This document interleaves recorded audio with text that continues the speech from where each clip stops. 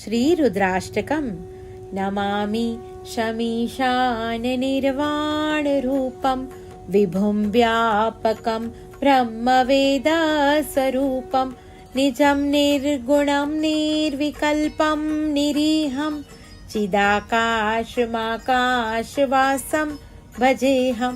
निराकारमोङ्कारमूलं तुरीयं गिराज्ञानगोतीतमीशं गिरीशं करालं महाकालकालं कृपालं गुणागारसंसारपारं नतोऽहं तुषाराद्रिशङ्काशगौरं गम्भीरं मनोभूतकोटिप्रभाश्रीशरीरं सुरन्मौलिकल्लोलिनी चारुगङ्गा लसद्बालबालेन्दु कण्ठे भुजङ्गा चलत्कुण्डलं शुभ्रनेत्रं विशालं प्रसन्नाननं नीलकण्ठं दयालं मृगाधीशचर्माम्बरं मुण्डमालं प्रियं शङ्करं सर्वनाथं भजामि प्रचण्डं प्रकष्टं प्रगल्भं परेशम् अखण्डं अजं भानुकोटिप्रकाशं त्रयाशूलनिर्मूलनं शूलपाणिं भजेऽहं भवानीपतिं भावगम्यं कलातीतकल्याणकल्पान्तकारी सदा सच्चिदानन्ददाता पुरारी चिदानन्दसन्दोहमोहपहारी प्रसीद प्रसीद प्रभो मन्मथारी न यावदुमानाथ पादारविन्दं भजन्तीह लोके परिवानराणां न तावत् सुखं शान्तिसन्तापनाशं प्रसीद प्रभु सर्वभूताधिवासं न जानामि योगं जपं नैव पूजा नतोऽहं सदा सर्वदा शम्भुतुभ्यं जराजन्मदुःखोधतातप्यमानं प्रभो पाहि आपन्नमामीश शम्भो। रुद्राष्टकम् इदं प्रोक्तं विप्रेण हर्षयोतये ये पठन्ति नरा भक्त्यां तेषां शम्भो प्रसीदति इति श्री गोस्वामी तुलसीदास कृतं श्रीरुद्राष्टकं सम्पूर्णम्। नमामि शमीशाननिर्वाणरूपं विभुं व्यापकं ब्रह्मवेदस्वरूपं निजं निर्गुणं निर्विकल्पं निरीहं चिदाकाशमाकाशवासं भजेऽहं निराकारमोङ्कारमूलं तुरीयं गिराज्ञानगोतीतमीशं गिरीशं करालं महाकालकालं कृपालं गुणागारसंसारपारं नतोऽहं तुषाराद्रिशङ्काशगौरं गम्भीरं मनोभूतकोटिप्रभाश्रीशरीरं सुरन्मौलिकल्लोलिनी चारुगङ्गा लसद्बालबालेन्दु कण्ठे भुजङ्गा चलत्कुण्डलं शुभ्रनेत्रं विशालं प्रसन्नाननं नीलकण्ठं दयालं मृगाधीशचर्माम्बरं मुण्डमालं प्रियं शङ्करं सर्वनाथं भजामि प्रचण्डं प्रकष्टं प्रगल्भं परेशम् अखण्डं अजं भानुकोटिप्रकाशं त्रयाशूलनिर्मूलनं शूलपाणिं भजेऽहं भवानीपतिं भावगम्यं कलातीतकल्याणकल्पान्तकारी सदा सच्चिदानन्ददाता पुरारी चिदानन्दसन्दोहमोहपहारी पहारी प्रसीद प्रसीद प्रभो मन्मथारी नयावदुमानाथ पादारविन्दं भजन्तीह लोके परिवानराणां न तावत् सुखं शान्तिसन्तापनाशं प्रसीद प्रभु सर्वभूताधिवासं न जानामि योगं जपं नैव पूजा न तोऽहं सदा सर्वदा शम्भुतुभ्यं जराजन्मदुःखोधतातप्यमानं प्रभो पाहि आपन्नमामीश शम्भो। रुद्राष्टकम् इदं प्रोक्तं विप्रेण हर्षयोतये ये पठन्ति नरा भक्त्यां तेषां शम्भो प्रसीदति इति श्री गोस्वामी तुलसीदास कृतं श्री रुद्राष्टकं सम्पूर्णम्। नमामि शमीशान निर्वाण रूपं विभुं व्यापकं ब्रह्मवेदस्वरूपं निजं निर्गुणं निर्विकल्पं निरीहं चिदाकाशमाकाशवासं भजेऽहं निराकारमोङ्कारमूलं तुरीयं गिराज्ञानगोतीतमीशं गिरीशं करालं महाकालकालं कृपालं गुणागार संसारपारं नतोऽहं तुषाराद्रिशङ्काशगौरं गम्भीरं मनोभूतकोटिप्रभाश्रीशरीरं सुरन्मौलिकल्लोलिनी चारुगङ्गा लसद्बालबालेन्दु कण्ठे भुजङ्गा चलत्कुण्डलं शुभ्रुनेत्रं विशालं प्रसन्नाननं नीलकण्ठं दयालं मृगाधीशचर्माम्बरं मुण्डमालं प्रियं शङ्करं सर्वनाथं भजामि प्रचण्डं प्रकष्टं प्रगल्भं परेशम् अखण्डं अजं भानुकोटि प्रकाशं त्रयाशूलनिर्मूलनं शूलपाणिं भजेऽहं भवानीपतिं भावगम्यं कलातीतकल्याणकल्पान्तकारी सदा सच्चिदानन्ददाता पुरारी चिदानन्दसन्दोहमोहा पहारी प्रसीद प्रसीद प्रभो मन्मथारी नयावदुमानाथ पादारविन्दं भजन्तीह लोके परिवानराणां न तावत् सुखं शान्तिसन्तापनाशं प्रसीद प्रभु सर्वभूताधिवासं न जानामि योगं जपं नैव पूजा न तोऽहं सदा सर्वदा शम्भुतुभ्यं जराजन्मदुःखोधतातप्यमानं प्रभो पाहि आपन्नमामीश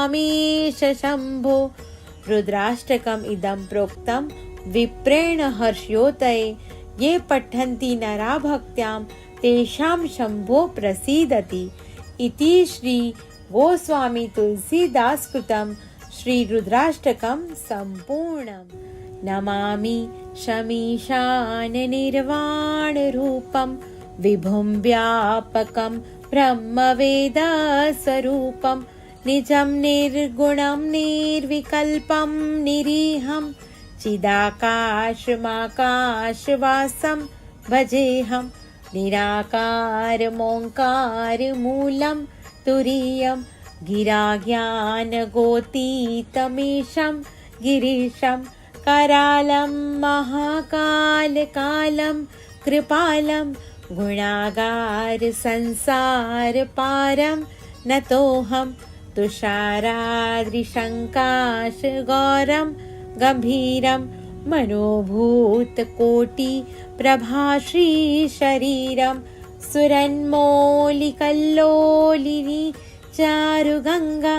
लसद्बालबालेन्दु कण्ठे भुजङ्गा चलत्कुण्डलं शुभ्रुनेत्रं विशालं प्रसन्नाननं नीलकण्ठं दयालं मृगाधीशचर्माम्बरं मुण्डमालं प्रियं शङ्करं सर्वनाथं भजामि प्रचण्डं प्रकष्टं प्रगल्भं परेशम् अखण्डं अजं भानुकोटिप्रकाशं त्रयाशूलनिर्मूलनं शूलपाणिं भजेऽहं भवानीपतिं भावगम्यं कलातीतकल्याणकल्पान्तकारी सदा सच्चिदानन्ददाता पुरारी चिदानन्दसन्दोहमोहपहारी प्रसीद प्रसीद प्रभो मन्मथारि नयावदुमानाथ पादारविन्दं भजन्तीह लोके परिवानराणं न तावत् सुखं शान्तिसन्तापनाशं प्रसीद प्रभु सर्वभूताधिवासं न जानामि योगं जपं नैव पूजा न तोऽहं सदा सर्वदा शम्भुतुभ्यं जराजन्मदुःखोधतातप्यमानं प्रभो पाहि आपन्नमामीश शम्भो। रुद्राष्टकम् इदं प्रोक्तं विप्रेण हर्षयोतये ये पठन्ति नरा भक्त्यां तेषां शम्भो प्रसीदति इति श्री गोस्वामी तुलसीदास कृतं श्री रुद्राष्टकं सम्पूर्णम्। नमामि शमीशान निर्वाणरूपं विभुं व्यापकं ब्रह्मवेदस्वरूपं निजं निर्गुणं निर्विकल्पं निरीहं चिदाकाशमाकाशवासं भजेऽहं निराकारमोङ्कारमूलं तुरीयं गिराज्ञानगोतीतमीशं गिरीशं करालं महाकालकालं कृपालं गुणागारसंसारपारं नतोऽहं तुषाराद्रिशङ्काशगौरं गम्भीरं मनोभूतकोटिप्रभाश्रीशरीरं सुरन्मौलिकल्लोलिनी चारुगङ्गा लसद्बालबालेन्दु कण्ठे भुजङ्गा चलत्कुण्डलं शुभ्रुनेत्रं विशालं प्रसन्नाननं नीलकण्ठं दयालं मृगाधीशचर्माम्बरं मुण्डमालं प्रियं शङ्करं सर्वनाथं भजामि प्रचण्डं प्रकष्टं प्रगल्भं परेशम् अखण्डं अजं भानुकोटिप्रकाशं त्रयाशूलनिर्मूलनं शूलपाणिं भजेऽहं भवानीपतिं भावगम्यं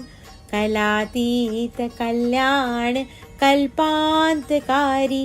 सदा सच्चिदानन्ददाता पुरारी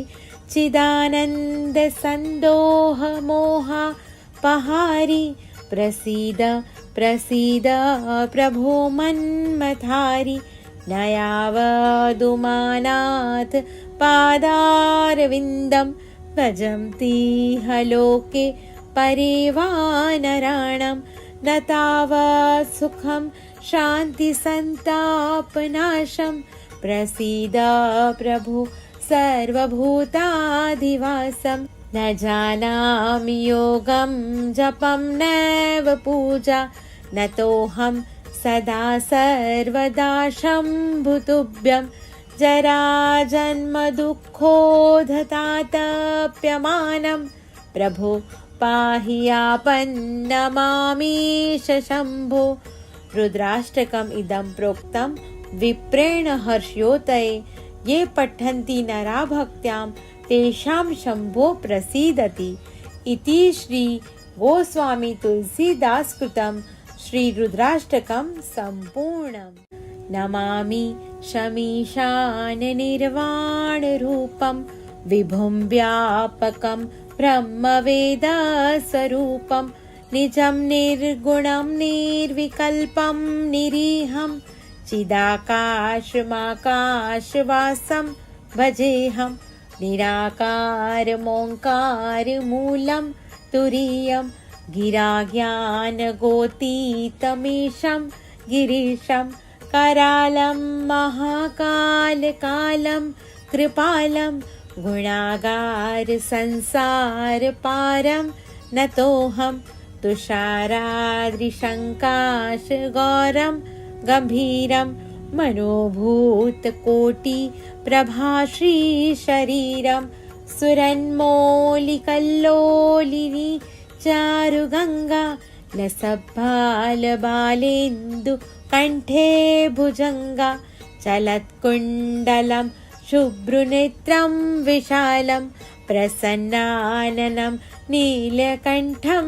दयालं मृगाधीशचर्माम्बरं मुण्डमालं प्रियं शङ्करं सर्वनाथं भजामि प्रचण्डं प्रकष्टं प्रगल्भं परेशम् अखण्डं अजं भानुकोटिप्रकाशं त्रयाशूलनिर्मूलनं शूलपाणिं भजेऽहं भवानीपतिं भावगम्यं कलातीतकल्याणकल्पान्तकारी सदा सच्चिदानन्ददाता पुरारी चिदानन्दसन्दोहमोहपहारी प्रसीद प्रसीद प्रभो मन्मथारी नयावदुमानाथ पादारविन्दं भजन्तीह लोके परिवानराणां न तावत् सुखं शान्तिसन्तापनाशं प्रसीद प्रभु सर्वभूताधिवासं न जानामि योगं जपं नैव पूजा नतोऽहं सदा सर्वदा शम्भुतुभ्यं जराजन्मदुःखोधतातप्यमानं प्रभो पाहि आपन्नमामीश शम्भो। रुद्राष्टकम् इदं प्रोक्तं विप्रेण हर्षयोतये ये पठन्ति नरा भक्त्यां तेषां शम्भो प्रसीदति इति श्री गोस्वामी तुलसीदास कृतं श्री रुद्राष्टकं सम्पूर्णम्। नमामि शमीशान निर्वाण रूपं विभुं व्यापकं ब्रह्मवेद स्वरूपं निजं निर्गुणं निर्विकल्पं निरीहं चिदाकाशमाकाशवासं भजेऽहं निराकारमोङ्कारमूलं तुरीयं गिराज्ञानगोतीतमीशं गिरीशं करालं महाकालकालं कृपालं गुणागार संसारपारं नतोऽहं तुषाराद्रिशङ्काशगौरं गम्भीरं मनोभूतकोटिप्रभाश्रीशरीरं सुरन्मौलिकल्लोलिनी चारुगङ्गा लसद्बालबालेन्दु कण्ठे भुजङ्गा चलत्कुण्डलं शुभ्रनेत्रं विशालं प्रसन्नाननं नीलकण्ठं दयालं मृगाधीशचर्माम्बरं मुण्डमालं प्रियं शङ्करं सर्वनाथं भजामि प्रचण्डं प्रकष्टं प्रगल्भं परेशम् अखण्डम् अजं भानुकोटिप्रकाशं त्रयाशूलनिर्मूलनं शूलपाणिं भजेऽहं भवानीपतिं भावगम्यं कलातीतकल्याणकल्पान्तकारी कल्पान्तकारी सदा सच्चिदानन्ददाता पुरारी चिदानन्दसन्दोहमोहपहारी प्रसीद प्रसीद प्रभो मन्मथारी न यावदुमानाथ पादारविन्दं भजन्तीह लोके परिवानराणां न तावत् सुखं शान्तिसन्तापनाशं प्रसीद प्रभु सर्वभूताधिवासं न जानामि योगं जपं नैव पूजा न तोऽहं सदा सर्वदा शम्भुतुभ्यं जराजन्मदुःखोधतातप्यमानं प्रभो पाहि आपन्नमामीश शम्भो। रुद्राष्टकम् इदं प्रोक्तं विप्रेण हर्ष्योदये ये पठन्ति नरा भक्त्यां तेषां शम्भो प्रसीदति इति श्री गोस्वामी तुलसीदास कृतं श्री रुद्राष्टकं सम्पूर्णम्। नमामि शमीशान निर्वाण रूपं विभुं व्यापकं ब्रह्मवेद स्वरूपं निजं निर्गुणं निर्विकल्पं निरीहं चिदाकाशमाकाशवासं भजेऽहं निराकारमोङ्कारमूलं तुरीयं गिराज्ञानगोतीतमीशं गिरीशं करालं महाकालकालं कृपालं गुणागार संसारपारं नतोऽहं तुषाराद्रिशङ्काशगौरं गम्भीरं मनोभूतकोटिप्रभाश्रीशरीरं सुरन्मौलिकल्लोलिनी चारुगङ्गा लसद्बालबालेन्दुकण्ठे भुजङ्गा चलत्कुण्डलं शुभ्रनेत्रं विशालं प्रसन्नाननं नीलकण्ठं दयालं मृगाधीशचर्माम्बरं मुण्डमालं प्रियं शङ्करं सर्वनाथं भजामि प्रचण्डं प्रकष्टं प्रगल्भं परेशम् अखण्डं अजं भानुकोटिप्रकाशं त्रयाशूलनिर्मूलनं शूलपाणिं भजेऽहं भवानीपतिं भावगम्यं कलातीतकल्याणकल्पान्तकारी सदा सच्चिदानन्ददाता पुरारी चिदानन्दसन्दोहमोहपहारी प्रसीद प्रसीद प्रभो मन्मथारी न यावदुमानाथ पादारविन्दं भजन्तीह लोके परिवानराणां न तावत् सुखं शान्तिसन्तापनाशं प्रसीद प्रभु सर्वभूताधिवासं न जानामि योगं जपं नैव पूजा न तोऽहं सदा सर्वदा शम्भुतुभ्यं जराजन्मदुःखोधतातप्यमानं प्रभो पाहि आपन्नमामीश शम्भो। रुद्राष्टकम् इदं प्रोक्तं विप्रेण हर्ष्योदये ये पठन्ति नरा भक्त्यां तेषां शम्भो प्रसीदति इति श्री गोस्वामी तुलसीदास कृतं श्री रुद्राष्टकं सम्पूर्णम्। नमामि शमीशान निर्वाण रूपं विभुं व्यापकं ब्रह्मवेद स्वरूपं निजं निर्गुणं निर्विकल्पं निरीहं चिदाकाशमाकाशवासं भजेऽहं निराकारमोङ्कारमूलं तुरीयं गिराज्ञानगोतीतमीशं गिरीशं करालं महाकालकालं कृपालं गुणागार संसारपारं नतोऽहं तुषाराद्रिशङ्काशगौरं गम्भीरं मनोभूतकोटिप्रभाश्रीशरीरं सुरन्मौलिकल्लोलिनी चारुगङ्गा लसद्बालबालेन्दु कण्ठे भुजङ्गा चलत्कुण्डलं शुभ्रुनेत्रं विशालं प्रसन्नाननं नीलकण्ठं दयालं मृगाधीशचर्माम्बरं मुण्डमालं प्रियं शङ्करं सर्वनाथं भजामि प्रचण्डं प्रकष्टं प्रगल्भं परेशम् अखण्डं अजं भानुकोटिप्रकाशं त्रयाशूलनिर्मूलनं शूलपाणिं भजेऽहं भवानीपतिं भावगम्यं कलातीतकल्याणकल्पान्तकारी सदा सच्चिदानन्ददाता पुरारी चिदानन्दसन्दोहमोहापहारी प्रसीद प्रसीद